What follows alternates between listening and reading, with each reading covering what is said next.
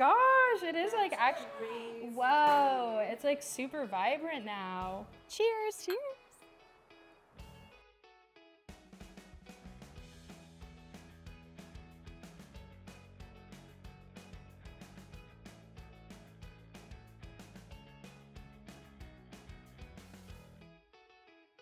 You may see vibrant trees splash through streets, parks, and gardens. The Eastern Redbud is the earliest signs of springtime and can be found all over the eastern United States. Their rosy pink and magenta blooms bring a striking splash of color to otherwise dormant woodlands, a true springtime standout. These vibrant members of the legume family blossom each year, and they're even edible. Indigenous communities have traditionally used this for medicinal properties. One method was using the tree's bark to create a tea to treat whooping cough. Roots and inner bark have also been used to treat fevers, congestion, and even vomiting.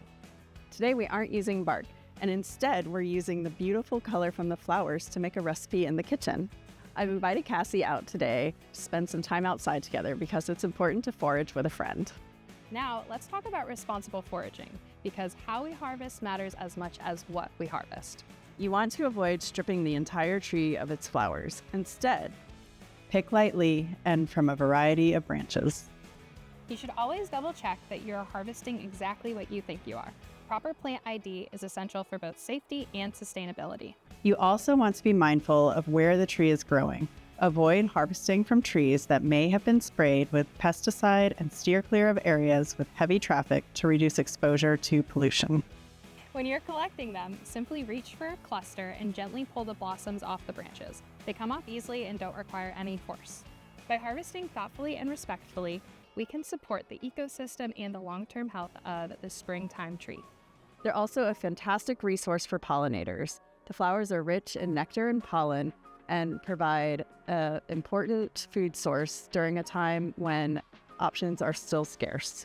Eastern redbuds thrive in full sun or part shade, and once they're established, they are drought tolerant. Awesome. I'm gonna go take this to the kitchen and see what I can make. Awesome, see you soon. See ya. The first thing to do is to wash and clean your foraged goods. For these, we wanna check for bugs and dirt. And what you'll do is that you'll rinse it in water, and you'll do it kind of like how you would rinse rice until the water is clear. Now we have our redbuds drying on a clean towel behind us. So redbuds have been known to taste a little bit tart or even sour, but in our experience, we didn't get those flavor profiles, but they are known for an earthy floral flavor that might be good paired on a salad. Some people just keep the really beautiful pink flowers and put them on top. It's also very commonly known for a redbud jelly, which is very popular.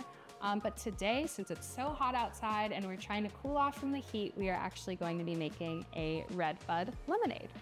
I have some water boiling on the stove for our recipe, so I'm just going to prep the rest of our ingredients.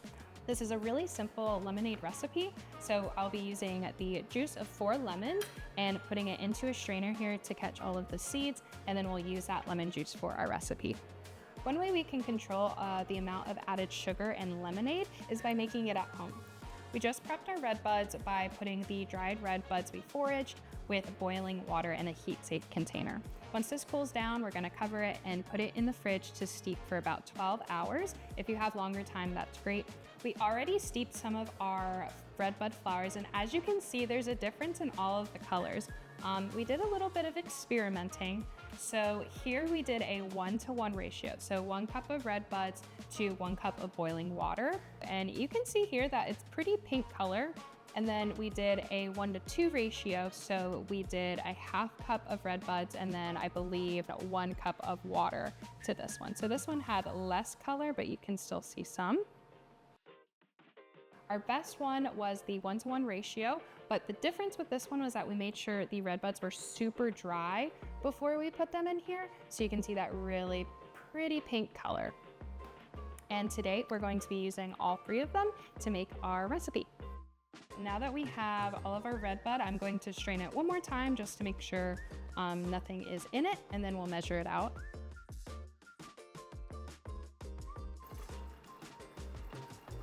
Ooh, oh my gosh, it is like actually, whoa, it's like super vibrant now. It looks fake. Oh my gosh. A tip from the Academy of Nutrition and Dietetics is to make your own drinks at home to avoid having too much sugar in your sugar-sweetened beverages. Today, not only are we going to put our own amount of honey in, but we're also going to be using carbonated water. This can help that bubbly sensation that you might enjoy from your sweetened beverages. Honey is technically sweeter than granulated sugar, but it goes a long way. While honey may have extra calories, it will take less honey than granulated sugar to achieve the same amount of sweetness. So let's finish up our recipe and put the rest of the ingredients together. So I'm gonna do the honey. And so this is about 4 tablespoons of honey. I am going to mix it up. And the honey featured today is actually from our beehives here at Poe. So again, we're helping the pollinators in our area and honoring them through this streak.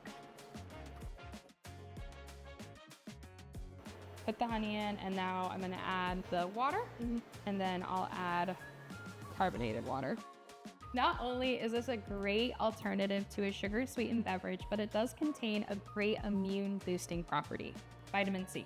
Vitamin C is found naturally in the redbud flowers, and it's also going to be found in lemons. It brings that vitamin C total almost up to 90 milligrams per pitcher. So if you're considering a cool, refreshing beverage, maybe try this. That can also boost your immune system. Here is our final product of our sparkling redbud lemonade. Here, as you can see, I customized it and added some lemons. Try customizing it with another type of fruit, such as strawberries or even raspberries, to make your own spin on it. Here I have some lemon wedges on our glasses, so let's try it and take some out to Ashleen. Hey Ashleen. Hey, Cassie. Do you want to try the lemonade? Sure. Here's glass. Look how pink it is. Oh my goodness. It's I can't beautiful. Cheers. Cheers.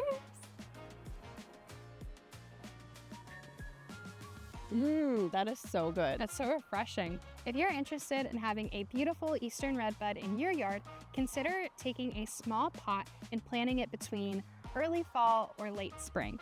It's very low maintenance and requires minimal pruning. Or you can search your area for Foragable Eastern Redbuds.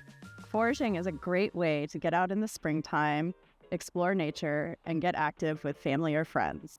Don't forget to stay Poe fit.